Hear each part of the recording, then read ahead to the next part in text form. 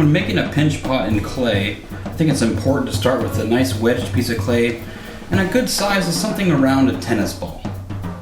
What you're going to do is place it in the palm of your hand, drive your thumb straight down the middle, and you want to go ahead and leave about a 1/2 inch of clay on the very bottom. You don't want to go all the way through. Sometimes I start just by rolling my thumb along the side. You can see how it's already kind of vessel-like.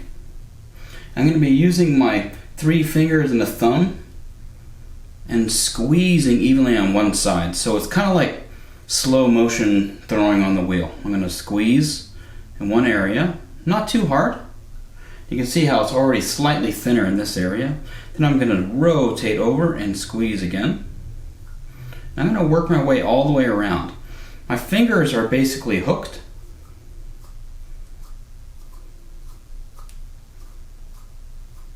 And I can feel the distance between my thumb and fingers. You certainly never want to touch them. And I like to get some of the clay out of the bottom first.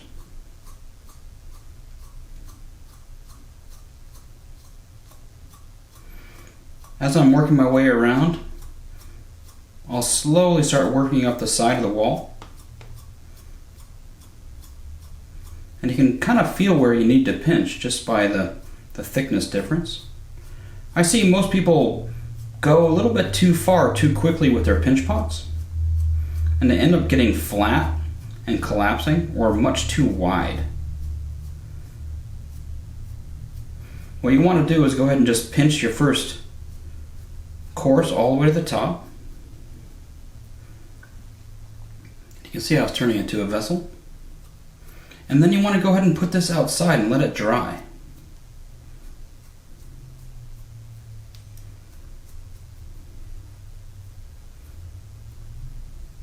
You can see how floppy it is.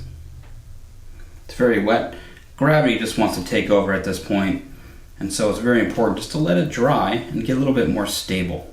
So I'm going to go ahead and do that, and we'll come back and pinch for the second course. Okay, so my pinch pot has been drying for a while. Drying time is going to vary a lot depending on the weather. In Las Vegas, things are going to dry in 5 minutes. In Louisiana, things are going to take a while to dry. But now this is ready to go. It's kind of not deviating under its own weight. I'm basically ready to think about finishing this pinch pot. Right now the walls feel pretty even and good, but it's very small and a little bit shallow. I don't think I'm going to be drinking very much out of this, so I think I'm going to go ahead and elongate the neck. And to do that, I'm just going to take a coil and I flattened it off a little bit. I'm going to go ahead and add it to the rim. Anytime you're making a connection in clay, especially when there's been some drying involved, I think it's super important to slip and score. So I'm just going to take a scoring rib and I'm going to add this coil on the inside and pinch it out and up.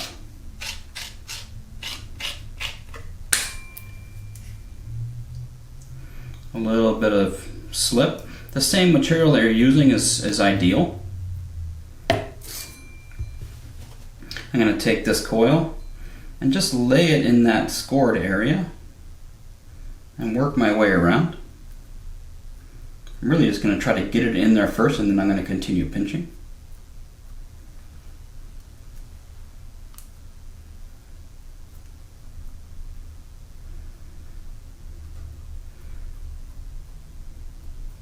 What I'm going to do is go ahead and overlap this area and then cut both sides at once.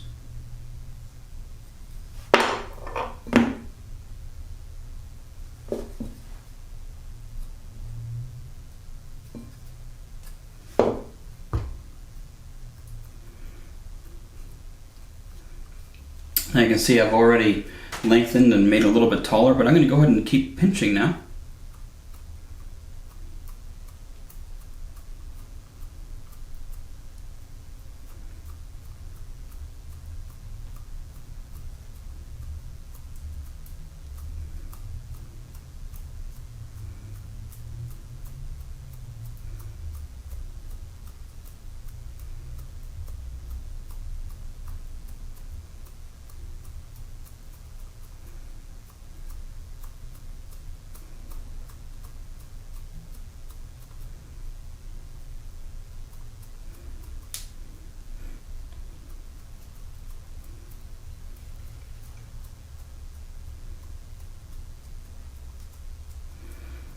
So you can see where my coil is here. It left a nice little mark. So anytime you make any connection in ceramics, you really have two choices, and that's to completely hide your seam or accentuate it, but don't get stuck in between.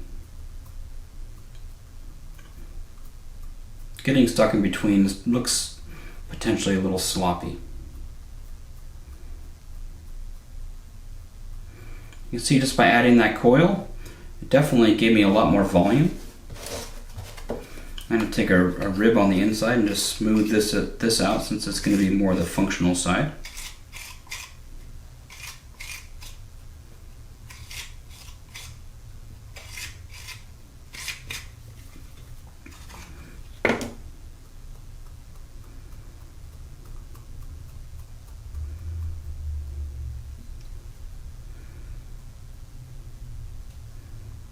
Sometimes a nice pinched edge is really lovely. Also, leaving some process marks, your pinching marks, can be really nice as well.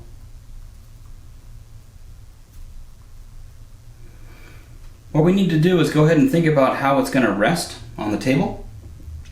You could just lightly tap it against the table and it will stay flat, or you could add a foot.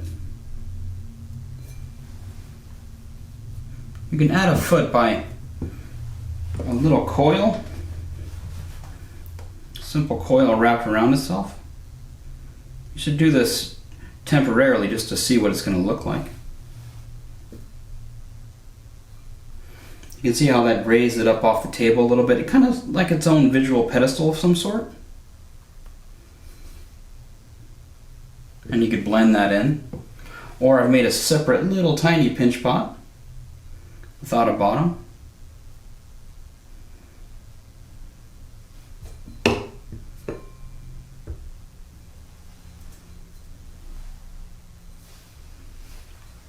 Okay, I like the way that looks a little better. Hoists it up a little bit more.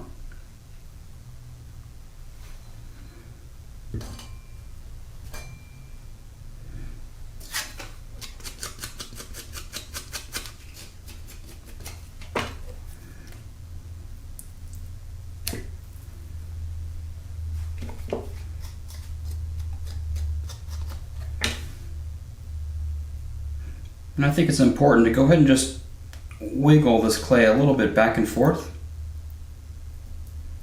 and press it on the best you can. This foot has been drying a little bit. It's pretty much the same consistency as the base of the pinch pot. So you can see our cup is coming along. At this point, I'm just going to let this pot dry, and then we can texture it or add more coils. Right now this is pretty wet on top. But this is really how you make a basic pinch pot. And again, this technique really hasn't changed much in 15,000 years. So the ceramic medium is just incredible. And it's basically limitless. Well, I hope these techniques help you through your pinch pot assignment.